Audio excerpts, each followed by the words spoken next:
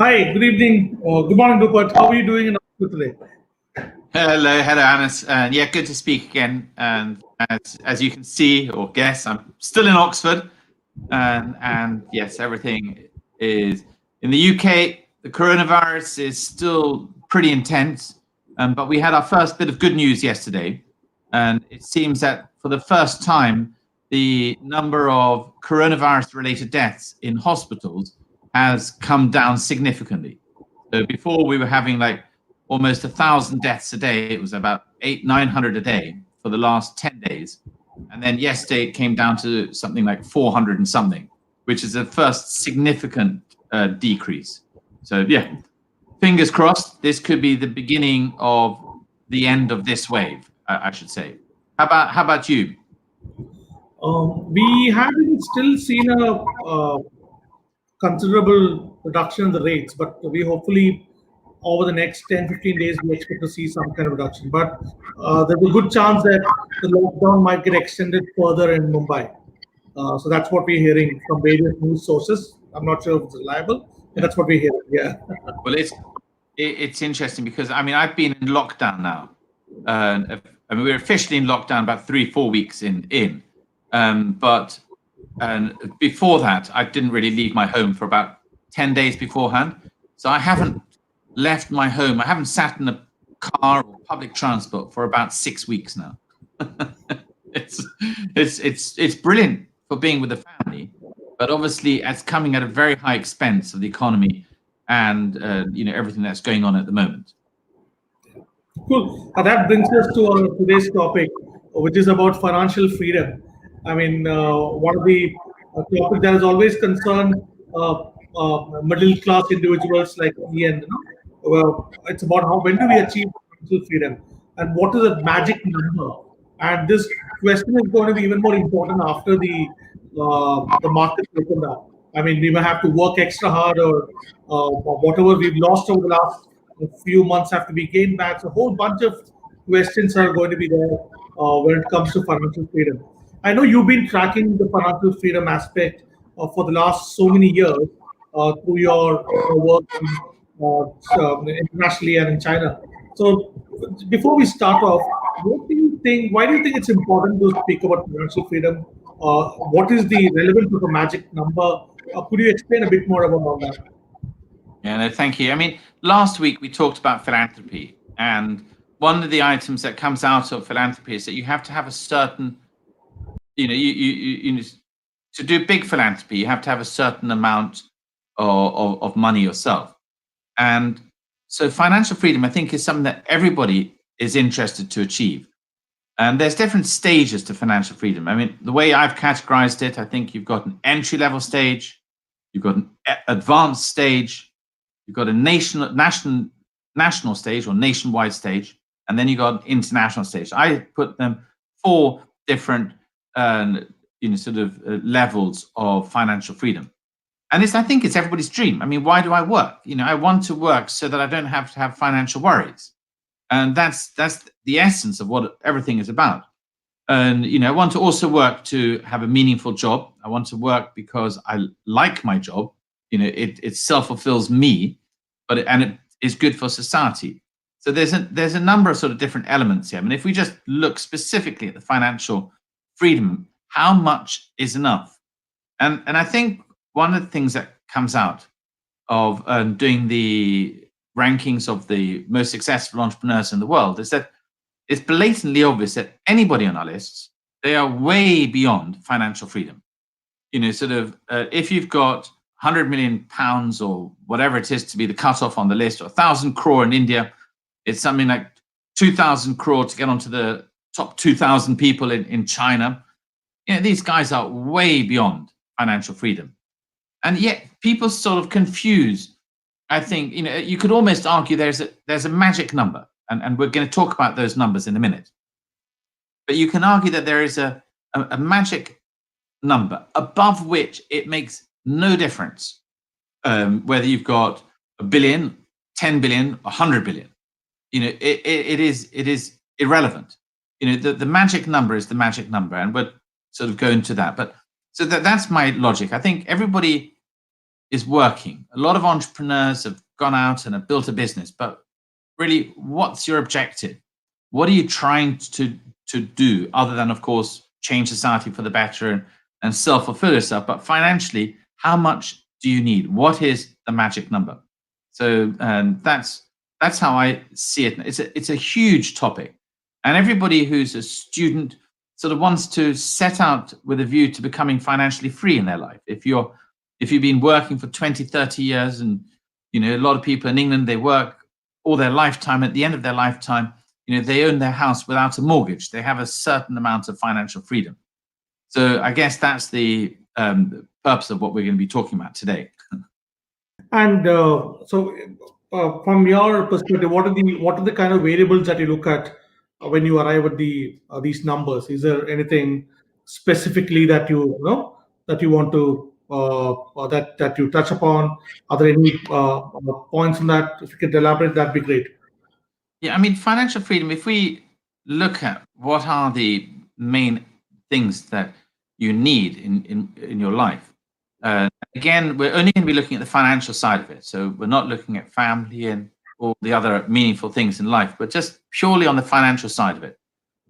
The first one, I think, is the financial freedom assumes that you never have to work again. That's the objective. So you've got enough money in the bank, which is giving you an annual income, which after tax, sort of is good for your life, is enough for your lifestyle. So that's one side, and then the second side, you hopefully you have a house you own, and that you possibly, depending as whether it's an entry level financial freedom or a more advanced level, and you might have a holiday home as well for you and your friends and your family that you go to as well, and then beyond that, well, you've got the things like collections, art, jewelry, gold, whatever it is, these collections. And beyond that, well, you've got cars, watches. I suppose if some people like collecting, sort of fine wines and stuff like that. So those are sort of the things that make up it. And within your lifestyle expenses, well, there's obviously the maintenance costs of your house. It costs money to energy and stuff like that. So you've got to have enough for that. And then it's also, sort of being able to go on holiday. And again, this is where the entry level is different to national level or an advanced level financial freedom. It depends on where you're going to go on holiday, of course, and whether you go just drive the car 2 hours down the road, or whether you take you charter a private jet and you go halfway across the world. So there's still different levels to this. But we look at your holidays, you look at your children's education. If they're at local school, then that's one thing. If they're going to top private school, maybe that's a much more significant expense, etc. Plus, for a lot of people, entertaining is a large expense. And we're in the midst of this coronavirus outbreak.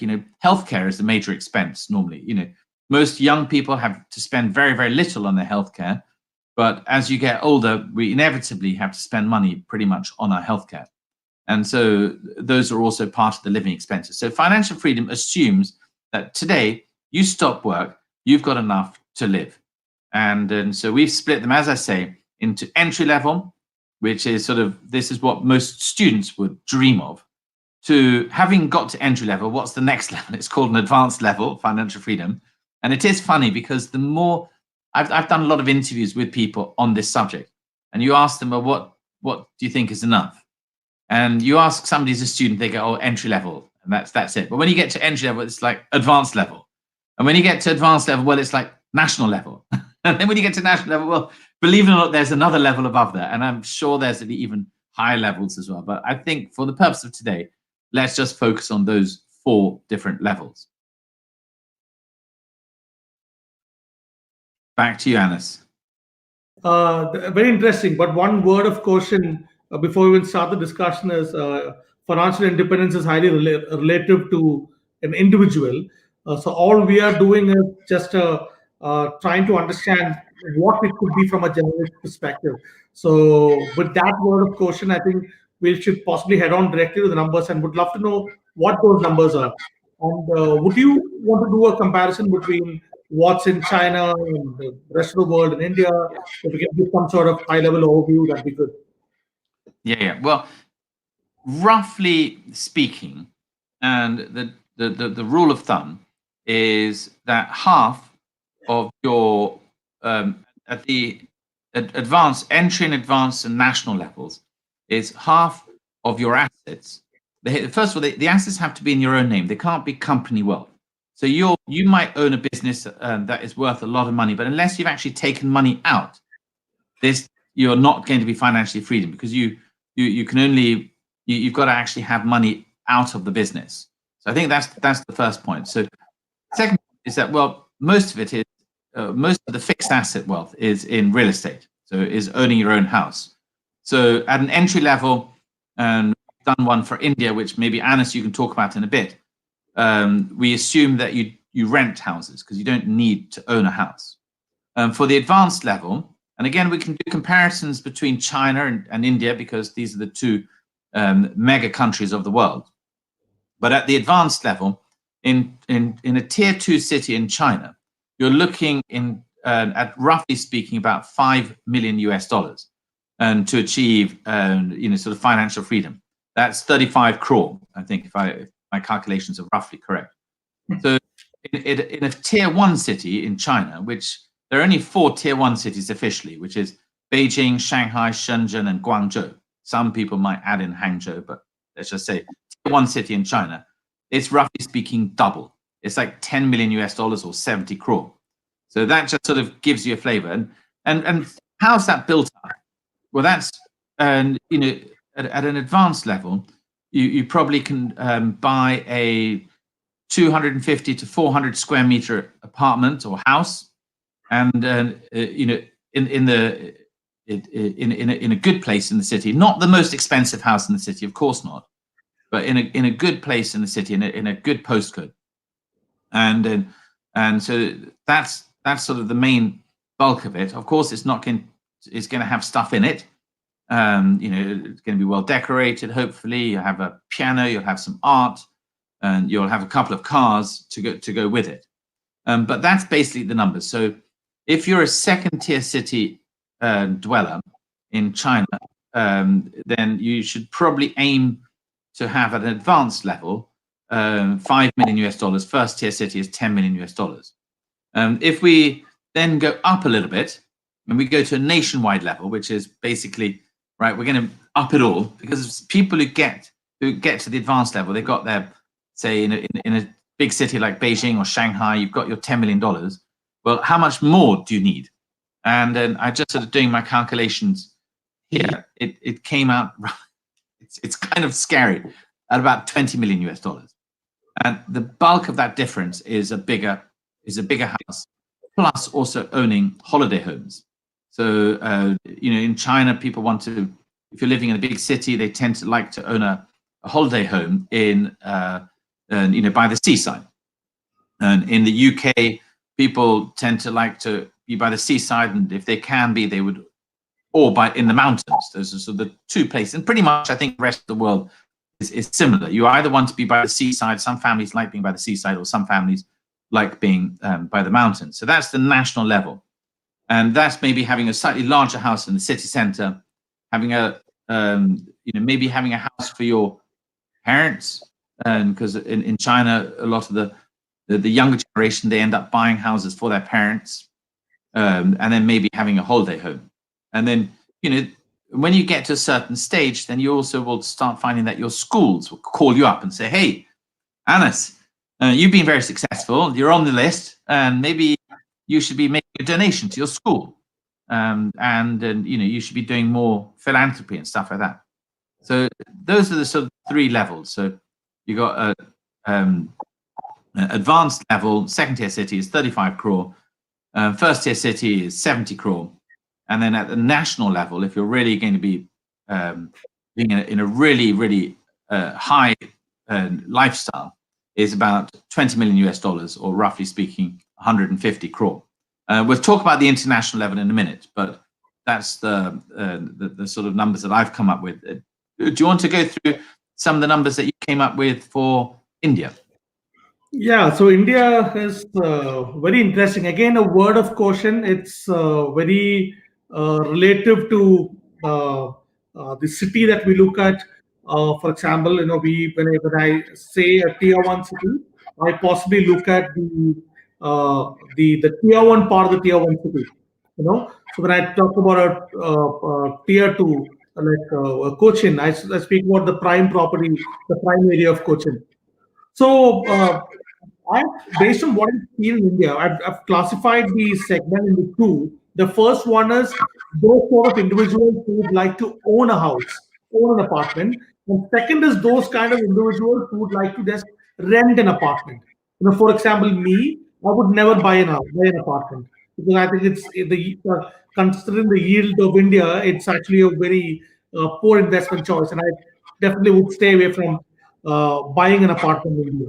So I would rather rent it out. So we've done a classification based on that. So the various the expense headers that we've taken into account to achieve the financial freedom would be, of course, your living expenses, your children's education, then you've got owning a car, possibly some bit of jewelry, your maintenance expenses, and all that stuff. And what we've assumed is we put the whole thing into two buckets. The first one is a fixed expense bucket, which would be all your fixed expenses. The next one is a variable expense bucket, which will be your living expenses and so on. So what you assume, so these are the kind of 4 or 5 sort of categories. So I've jumped straight into the category. Come on The then. first one is entry level, in a tier two city where I do not own a house, right? Our estimate is if you have INR 6 crores or rupees 6 crores, you would not need to be working anywhere. You would not need to be uh, be dependent on anyone. You would have achieved complete financial independence. So you have some money in your fixed deposit, which would pay for all your living expenses. Then you would not, in this case, you would not really own a house. You would actually rent it out. So that is the case. 6 crores is the number that we look at from a financial independence perspective. This number jumps directly to 9 crores if you were to live in a city like Mumbai. That means you are renting an apartment, but then you have all the other Mumbai expenses. or Mumbai or Delhi. I mean, the other, and Chennai is a first tier city. Chennai is the first tier city. That's correct. Yeah, Yeah. yeah. So that's the kind of estimate that we have. What is it comparable in somewhere like China? If you don't, you haven't done an analysis for if you don't rent it out. I guess no, you only done it No, for some. we didn't do that because it seems that for most Chinese, the idea of not owning a house is bad idea. So if you anybody with ambition and to get on in life will try and own a house. So that's a level that we didn't count. So we literally from our perspective today we didn't look at the entry level. We just looked at advanced level, national level, and national level. And so please continue. I interrupted you. Okay, so then we move directly to the category where the individual owns a house, right? So again, we are in the tier two city.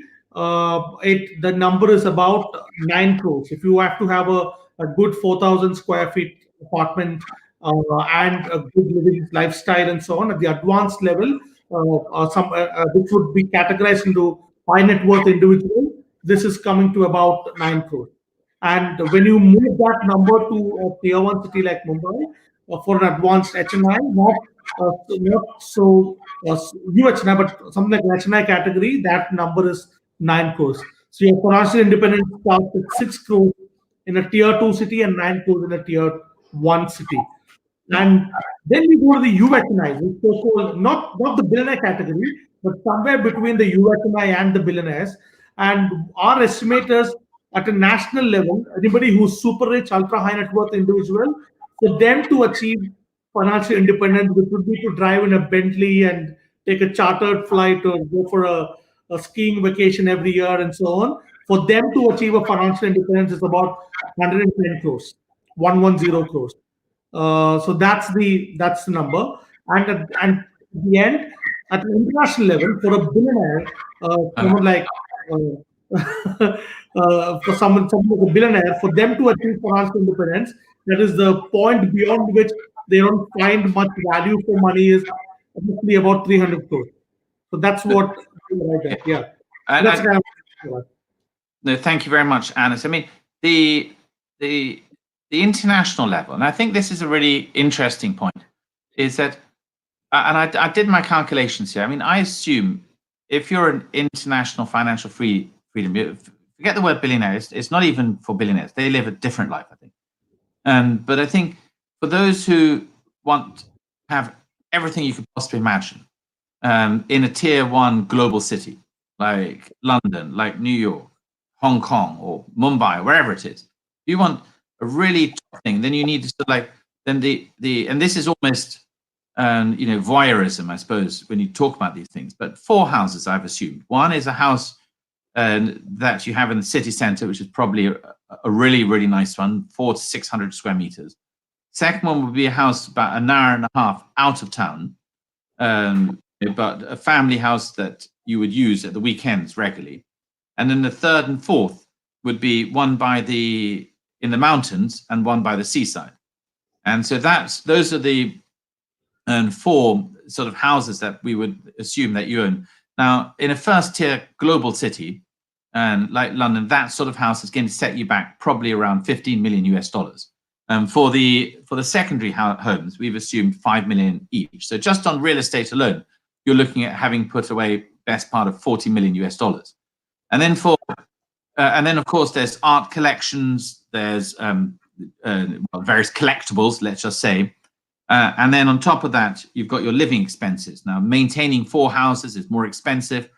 And then if you go a little bit, but you're probably going to be quite good at getting investment returns. Obviously not during coronavirus because the share prices have gone down very, very significantly. But assuming a more normal situation, these people tend to be quite good at financial, at their personal investments.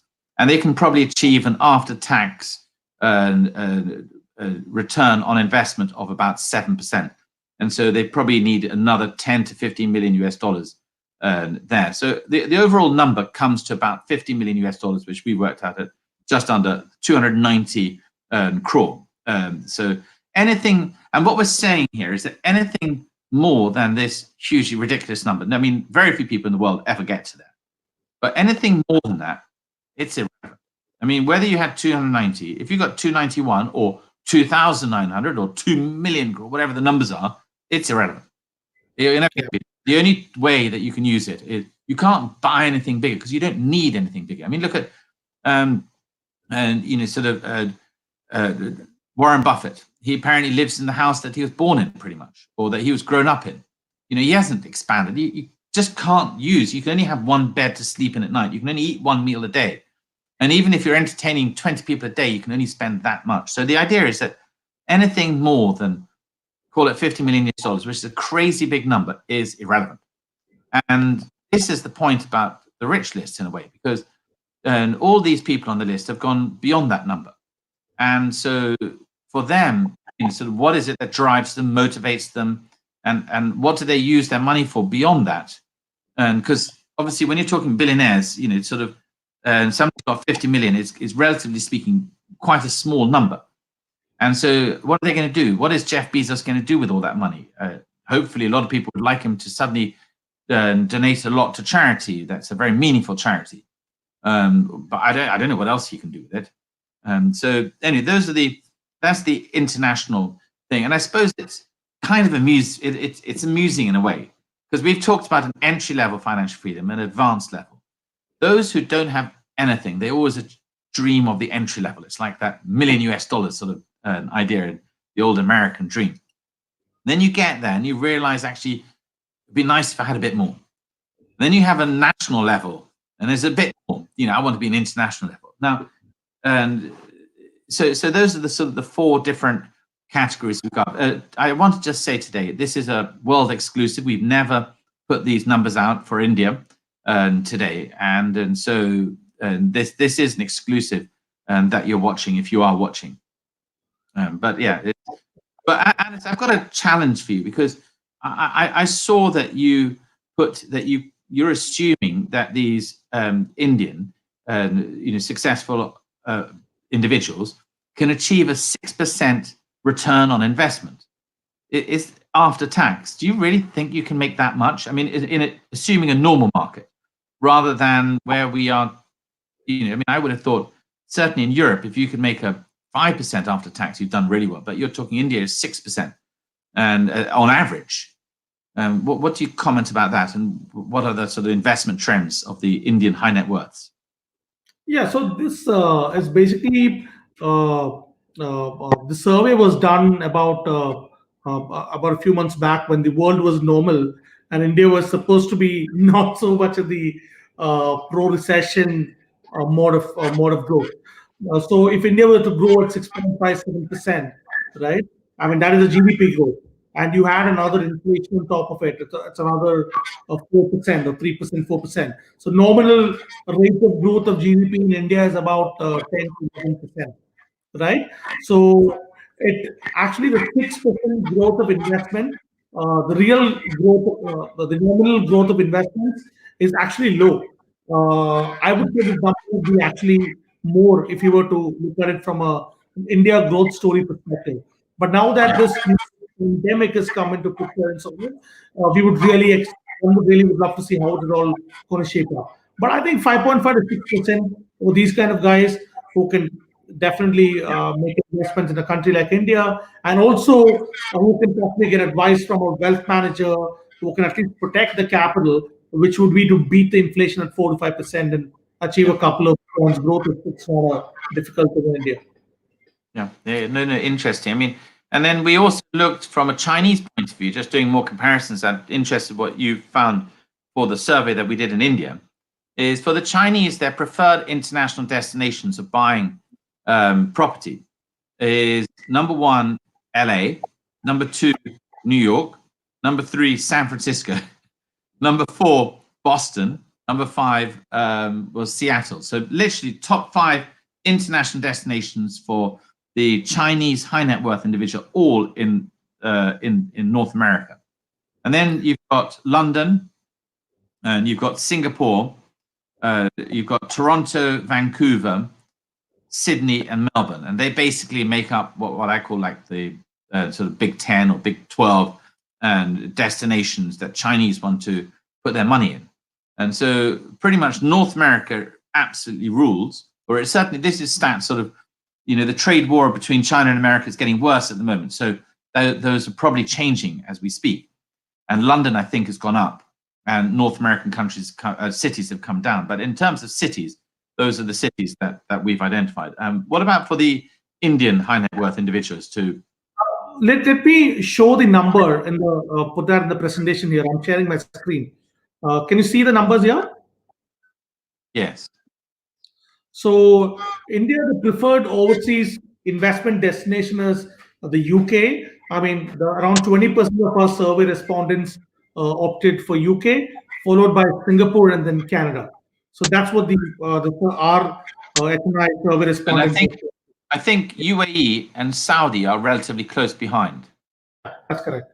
That's correct. Yeah. Yeah. That kind of gives a number. And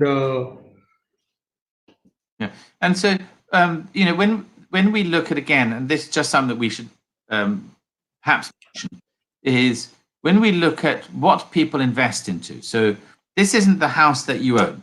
The house that you own, you live in. But what you invest their personal investments in? How do you achieve 6%, 7%, or even 10, 15, 20% returns on your investments? For the Chinese, it's absolutely clear. It is buy real estate, rent it out. And it's not that the yield is great, but you get quite a good sort of appreciation of capital because the house prices are still going up relatively consistently, and they might well be going up faster than GDP on the grounds that there's inflation in there as well. And it's a good hedge against inflation. So that seems to be, for the high net worth, seems to be buy houses, buy equities, stocks. And now China probably is similar to India. You've got currency controls. You can't take your money in local currency and just buy US denominated stocks or euro denominated stocks or pound denominated stocks. And you have to buy them in your own currency. But but a lot of people do have certain amount of percentage. I think in China, the average high net worth has about 5 to 10% of their assets, which are actually somehow or other in foreign exchange. So those are absolutely the big two. Then the other ones that you've got is fixed income, and that seems to be pretty popular. And then you've got private equity, which seems to be coming up. And if you can get your money to a good private equity manager, and then they can grow it probably at not just 5-10%, but like 20-30% if they can find some unicorns, which I think we're going to be talking about next time. But if they can invest, if sort of find unicorns to invest into stuff like that. So that's what we found for China. So those are the sort of the big four. It's real estate and equities are the big two. They are the big two. Fixed income and then private equity seems to be again pretty popular at the moment. And then as you become more successful financially, I suppose you become more sophisticated. So it becomes even more. And I think just one final point, I would say that people in China are very focused also on having a certain percentage of their wealth internationally. So that way, for most people, it's a nest egg. It's not that they're looking to create great wealth overseas. For most people that I know, they're looking to buy a flat, or they're looking just to have foreign currency on bank accounts in order to pay for their children's international education or holidays or something like that. But that's what I found. What about for the Indian high net worth individual? And let's talk about the high net worth rather than the ultra high net worth. The high net worth we estimate to be somebody who's got like 10 crore. Ultra high net worth we assume somebody to have like 100 crore, like 15 million US dollars. That's a number. Okay. So let me again share my screen here. And it's pretty much the similar trend. If you look at the high net worth and the ultra high net worth. So real estate is definitely whatever said and done, primary investment for the Indian high net worth individuals. And when I'm saying real estate, I'm not just saying that someone would just go buy in real estate apartment. It could be as bare as buying or a property and keeping it. And the gold is more or less like a natural investment. It's a very popular gifting as well. So it kind of fits in very, very naturally.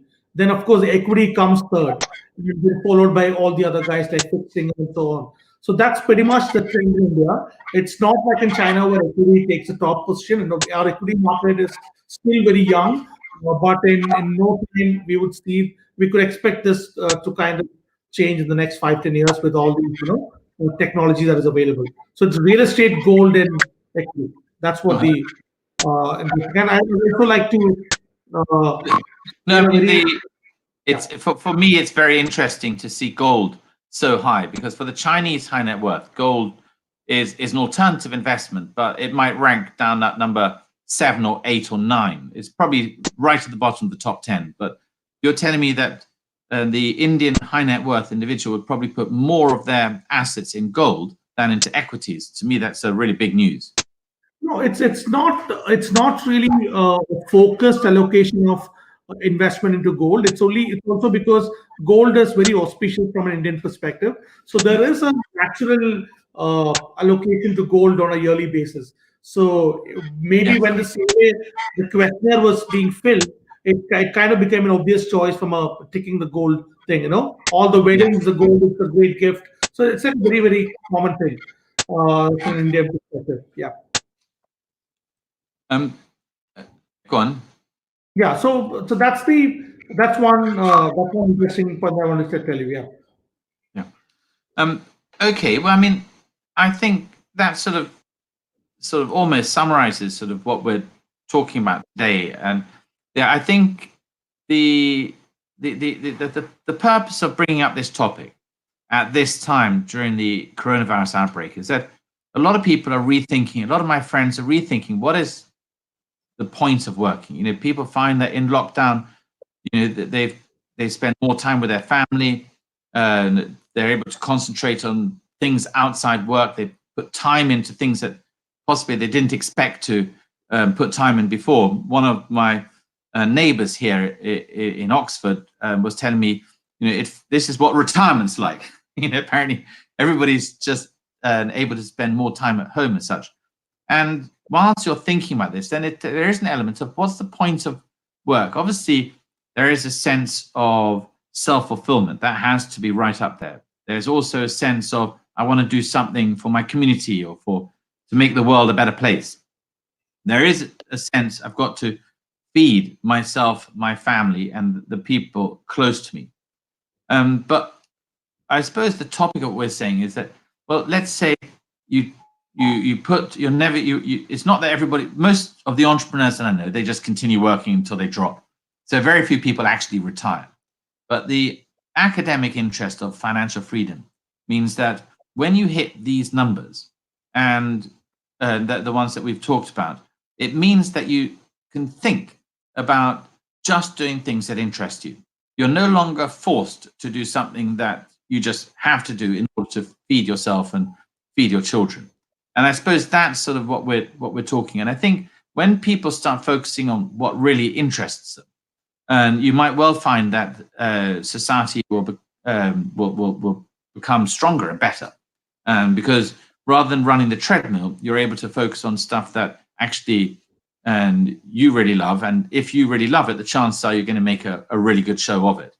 And we've found, for example, and this is just giving a little warm up about what we're going to talk about next week in the unicorns. We've found that the average unicorn founder is 40 years old today, and the unicorn's been around for 7 years. That means that the average unicorn founder didn't start until he or she was 33 years old. And by that stage, many of them have already done one or two little businesses. It's very, very few people that sort of just start up from zero and then become a unicorn. I mean, Mark Zuckerberg did it, but almost nobody else in the world does it. Most people do one or two businesses, have some success or failure, and then move on. And I think what we're trying to say is that having a certain amount of financial freedom does give you the opportunity to do what you love. And I just mentioned one final story from my side is a famous Englishman who had a big impact on the world is a guy called Charles Darwin, who wrote, I've forgotten the name of the book now, but anyway, he wrote that very famous book on what's it called? I've forgotten the name of the book now. I feel terribly embarrassed. Anarchy. Huh? Anyway, Charles wrote the very famous book about evolution, and Charles Darwin, his wife came from a relatively wealthy family. And it meant that Charles Darwin never had to actually work for his living. And he was able to put all his energies into science. And this science, his research really changed the way a lot of people thought about, and so I think the way people thought about evolution, and it was revolutionary. It changed, a huge amount of thinking in society. And that came partly from the fact that he was able to be financially free, and he was able to pursue his science interest in that. And sorry, that was my last comment. Yeah, so I just want to share one screen which could be relevant for today's discussion and possibly the thing that we're going through. So let me just open up the screen. It's basically the evolution of industry, and the uncertainties at the times that we live in. So if you look at this screen here, can you see the screen? So this is a survey respondents on the most preferred luxury hotel brand or the most preferred business airlines. Okay, so as you can imagine, people chose Taj and Hyatt and Hilton from an Indian context, and these are the favorite airlines. Out of which one airlines went first. Jet Airways is no longer there. So this is how possibly the world post-corona could be. All those industries that was considered very amazing and very cool may not be really there to be modified. Some of the brands that are there, which people love, could change. So that's one key message, and that's possibly one of the key things that possibly is wealth creators really good at, to continuously innovate and create wealth so that they meet their entry level and the advanced goals on a consistent fashion. So the objective was to not to motivate or demotivate anyone saying this is the kind of number that you have to achieve. But this is the kind of ballpark number if you have to be completely out of the shackles and be on your own. So that's Yeah. basically my parting note. And yeah, so that's anything else you want to add, Rupert? Yeah, well, no, I mean, I guess what we're basically saying is that if you're going to set up to build a business for you, to make you and your family financially independent, whether you're in India or in China, basically it's 15 to 20 million US dollars is your target. Anything more, forget it. It's just not important. And of course, we know it's not that easy to get there, but at least you've got an idea that that's what your target is. And please bear in mind that those who've got more than that, frankly speaking, they don't need it. So you might as well think of a way to help them do better charity or other stuff as well. So I guess that's what we're trying to say. Absolutely. Yeah. Thank you, Rupert, and thank you everyone for joining us today. This is a very special session to us. We haven't launched this report anywhere, but we will definitely be gonna give to media very soon. Once again, thank you very much for joining us. I look forward to catching up with you all. And tomorrow we have an interesting discussion with the founder of Renew Power, India's first energy unicorn, and it'll be very interesting for you all to learn and learn from. So I welcome you all. Thank you very much again. Thank you. Cheers. Thank you very much. Bye-bye. Bye.